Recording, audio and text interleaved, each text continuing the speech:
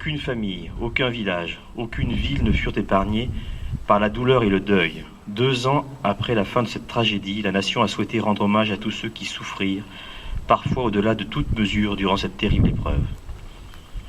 Pour que le pays tout entier n'oublie jamais le sacrifice de ses enfants, le corps d'un soldat français non identifié, petit soldat glorieux et anonyme, choisi au hasard parmi les poilus morts pour la France, et les symbolisant tous, fut placé dans une chapelle ardente dressée dans l'Arc de Triomphe. C'était il y a 90 ans, le 11 novembre 1920. Selon la belle formule d'Henri de Jouvenel, c'est lui, l'inconnu, l'anonyme, le simple soldat, qui donne tout son sens à l'Arc de Triomphe. Ce corps fut inhumé sous la dalle sacrée le 28 janvier 1921, et depuis le 11 novembre 1923, sans interruption, la flamme du souvenir brille à ses côtés, ravivée chaque soir sur la dalle sacrée. Célébrée tous les ans, dans l'ensemble des communes de France, la journée nationale du 11 novembre, dénommée Fête de la Victoire et de la Paix, par la loi du 24 octobre 1922, reste la plus emblématique des commémorations, car elle symbolise par excellence le sacrifice pour la France et de ses enfants.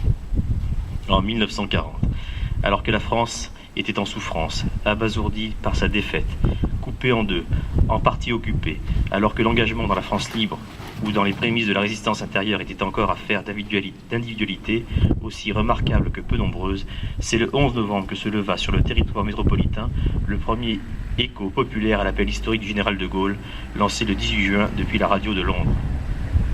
Le 11 novembre 1940, des milliers de Français décidèrent de témoigner leur opposition à l'occupant et à la politique de collaboration que voulait mener le gouvernement du maréchal Pétain. Ils le firent en rendant hommage à leurs aînés de 1914-1918.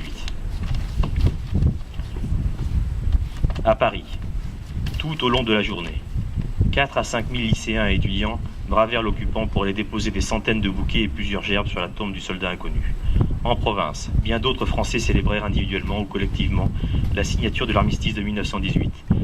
Ils le firent, chacun à leur manière, en hissant un drapeau tricolore sur la cathédrale de Nantes ou en arborant modestement à la boutonnière une croix de Lorraine, signe de ralliement des Français libres. Dans les années 30, la commémoration du 11 novembre était l'occasion de se recueillir et de rendre un vibrant hommage aux morts de 1914-1918. Pendant l'occupation, elle devint un symbole porteur des valeurs de la résistance. Aujourd'hui, elle incarne l'espérance européenne et la réconciliation franco-allemande, vecteur d'une Europe en paix, unie, solidaire et forte. Elle est aussi l'occasion de rendre hommage, sous l'Arc de Triomphe, comme devant chaque monument aux morts, à nos soldats qui font aujourd'hui encore le sacrifice de leur vie pour la paix et la liberté dans le monde. Tu iras honorer le soldat inconnu. Le mot d'ordre des étudiants et lycéens du 11 novembre 1940 demeure, par-delà les générations, l'un des plus beaux commandements de notre République.